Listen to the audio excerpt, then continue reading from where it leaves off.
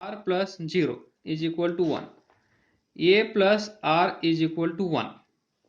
तर पहा इथे ही बॉडी सरफेस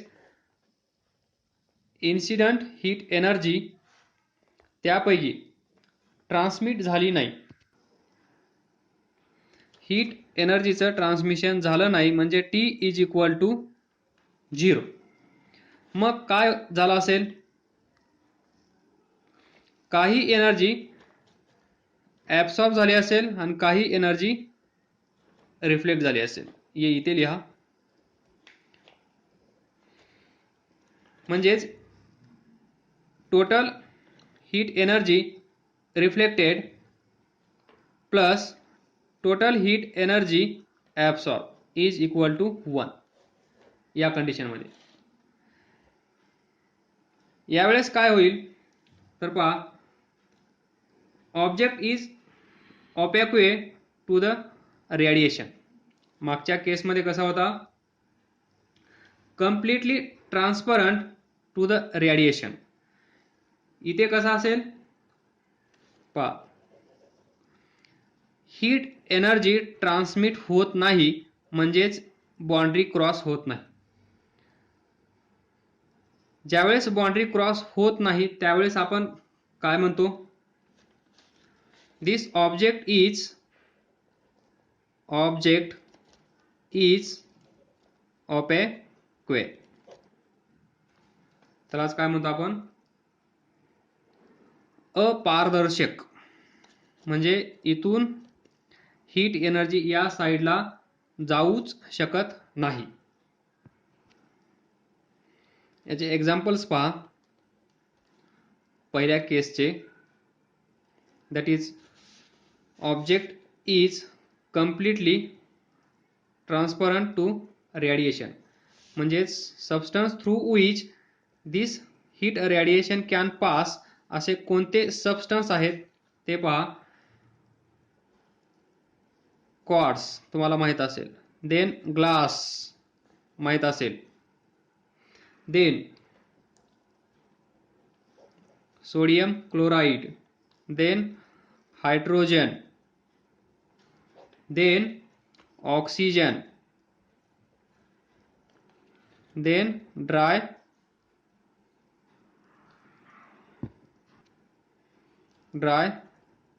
एअर.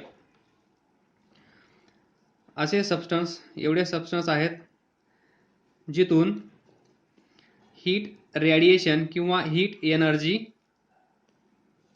ट्रान्समिट केली जाऊ शकते. तर पहा या केसमध्ये या सबस्टन्सला या फिजिकल सबस्टन्सला आपण काय म्हणणार? Object is opaque. अपारदर्शक मराठीमध्ये.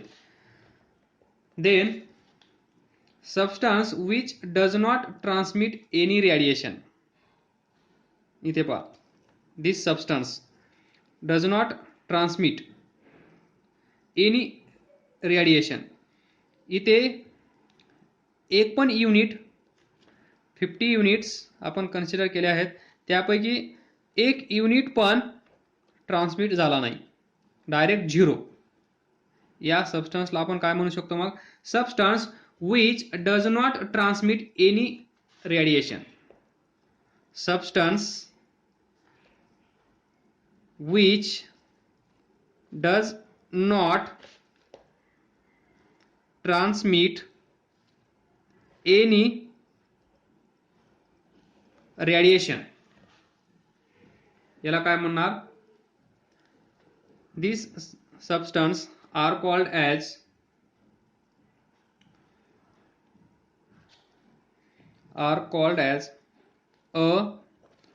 अथर्मस. अथर्मस व्यवस्थित लिहितो.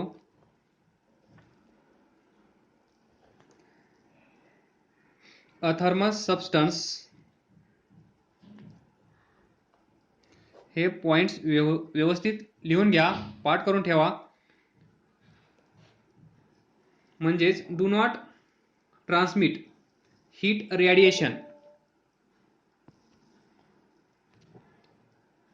Do not transmit heat radiation incident on them. हा जो सरफेस असेल या सरफेसवर जेवढी हीट एनर्जी पडेल त्याला तो परमिशन देणार नाही ही बाउंड्री क्रॉस करण्यासाठी. त्याला आपण म्हणतो substance which does not transmit any radiation called as athermanous substance. Then examples wood, iron, copper, moist air, benzene. हे आहेत ते सबस्टन्स जे T = 0 मेंटेन करतात. म्हणजेच हे सबस्टन्स अलाउ नाही करत. That is these substances do not transmit heat radiation incident on them. यांच्यावर जी हीट एनर्जी पडेल ती हीट एनर्जी ट्रान्समिट करत नाहीत किंवा करण्यास मदत करत नाहीत. याला आपण असं पण म्हणू शकतो largely opaque, म्हणजेच अपारदर्शक. ऑब्जेक्ट इज opaque म्हणजेच लार्जली opaque म्हणजेच substance which do not allow to transmit any radiation through this substance. Then if T is equal to 0, A is equal to 0, then A plus R plus T is equal to 1. T 0, A 0, then R is equal to 1. इथून पुढे तुम्ही सर्व discuss करू शकता. आता काय झालं असेल इथे सरफेस हीट एनर्जी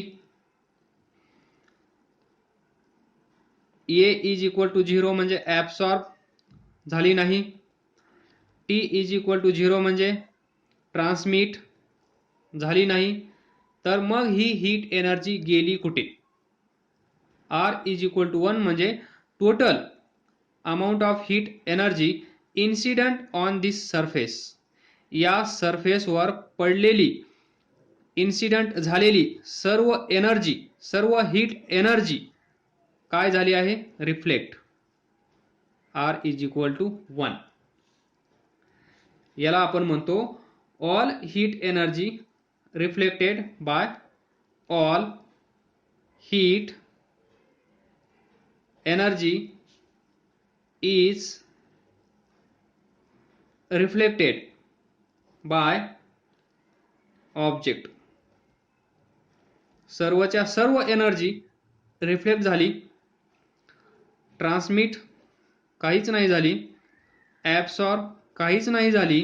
म्हणजेच coefficient of absorption 0, coefficient of transmission 0 and coefficient of reflection is 1. That is 100% heat energy incident on this surface is get reflected. याला किंवा या बॉडीला म्हणतात परफेक्ट रिफ्लेक्टर.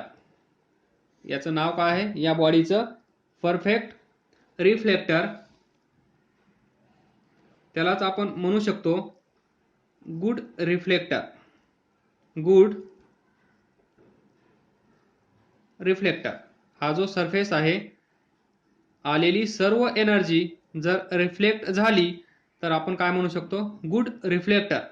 ही बॉडी हा ऑब्जेक्ट हा सरफेस कसा आहे गुड रिफ्लेक्टर. तर मग इथे काय असेल जर हा सबस्टन्स जर गुड रिफ्लेक्टर असेल तर तो अजून काहीतरी असला पाहिजे. Total R is equal to 1 म्हणजेच ए इज इक्वल टू 0 म्हणजेच टी इज इक्वल टू 0. ए 0 असेल तर त्याला आपण काय म्हणू शकतो? Poor absorber. Poor absorber. तो ॲब्सॉर्ब करत नाही. ॲब्सॉर्ब किती आहे? कोएफिशियंट ऑफ ॲब्सॉर्प्शन 0 आहे. म्हणजे हा सबस्टन्स हीट एनर्जी ॲब्सॉर्ब करत नाही, तर त्याला आपण काय म्हणणार? Poor absorber. देन तो काहीच ट्रान्समिट पण करत नाहीये. आलेली एनर्जी ट्रान्समिट करत नाहीये, तर त्याला आपण काय म्हणू शकतो? Poor transmitter. कारण T is equal to 0. Poor absorber म्हणजेच A is equal to 0 and good reflector म्हणजेच R is equal to 1. MCQ.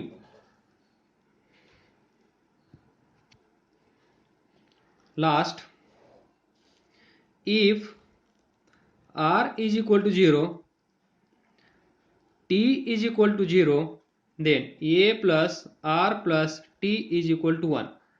R 0, T 0, then A is equal to 1. बोला, फटाफट बोला. Conclusions. सरफेस एनर्जी आली, काय झाली? Absorb. Reflection 0, transmission 0, A is equal to 1 म्हणजेच काय असेल? All heat energy get absorb. जेवढी एनर्जी आली तेवढी सर्व एनर्जी ॲब्सॉर्ब झाली. All heat energy get absorb. A is equal to 1. That is, coefficient of absorption is 1, indicates that all heat energy get absorbed. Total energy, जेवढी energy त्या सबस्टन्सवर, त्या बॉडीवर, त्या ऑब्जेक्टवर पडली आहे, इन्सिडेंट झाली आहे, ती सर्व हीट एनर्जी या सरफेसने, या बॉडीने, या सबस्टन्सने काय केली आहे? Absorb. Total heat energy get absorbed by this body. आणि या बॉडीला म्हणतात perfect black body. Perfect black body.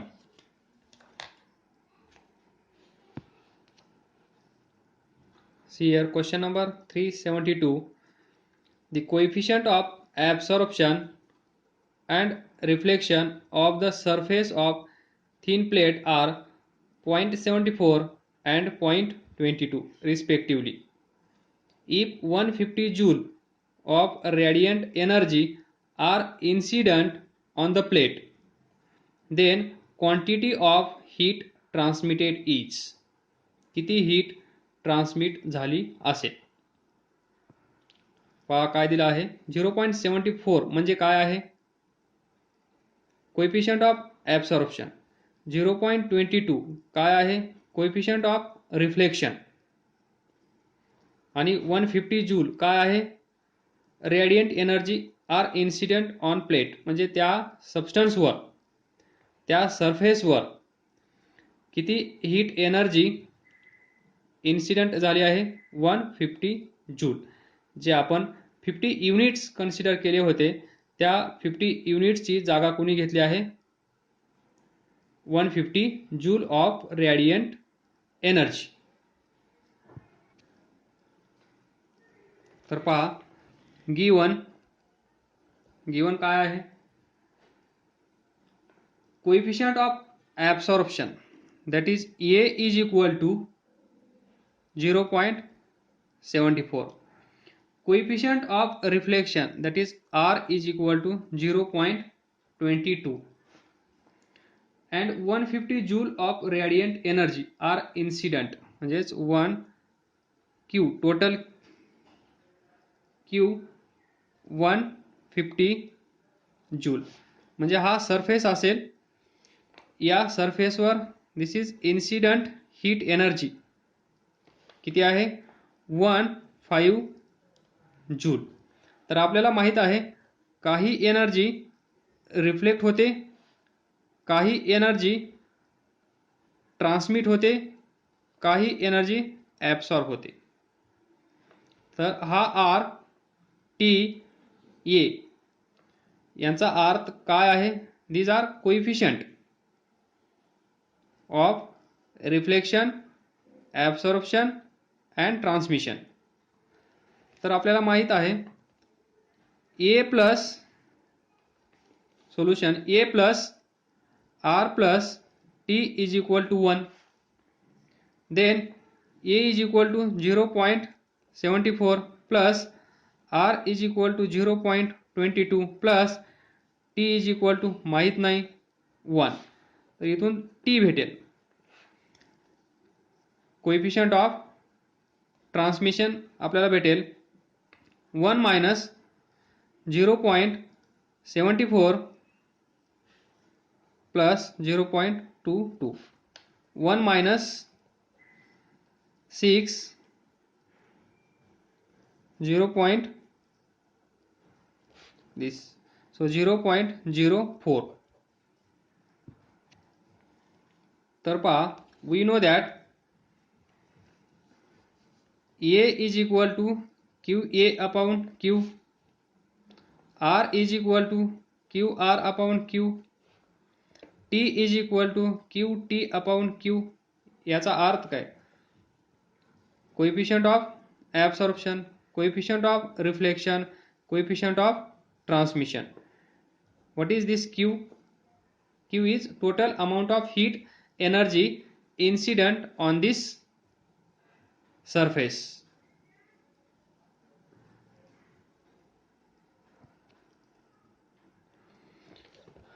Sorry, here QA is total amount of heat absorbed, QR is total amount of heat energy reflected, and QT is total amount of heat transmitted. एवढी आली त्यापैकी एवढी absorb झाली, एवढी आली त्यापैकी एवढी reflect झाली, एवढी आली त्यापैकी एवढी ट्रान्समिट झाली. आणि A R T are the coefficient of absorption, reflection and transmission. Sorry, extremely sorry. Then from this we can find total amount of heat energy absorbed, reflected or transmitted. तर या question मध्ये विचारला आहे quantity of heat transmitted, quantity of heat transmitted, that is QT. तर QT is equal to काय असेल? QT is equal to Q into T. Q म्हणजे total amount of heat energy incident किती आहे 150. T कोएफिशियंट ऑफ ट्रान्समिशन किती आहे 0.04. किती येईल 60 हा 0, so 6 joule. So QT is 6 joule. त्याप्रमाणे तुम्ही फाइंड करू शकता QA upon Q is equal to A. So QA is equal to A into Q. These are coefficient, indicates fraction or percentage. A किती आहे 0.74 into Q 150 question mark. Then Q R is divided by Q is equal to R. QR total amount of heat energy reflected R into Q. R किती आहे 0.22 Q 150. Question mark in this way. Product करा, product कर घ्या, answer येऊन जातील. तर पहा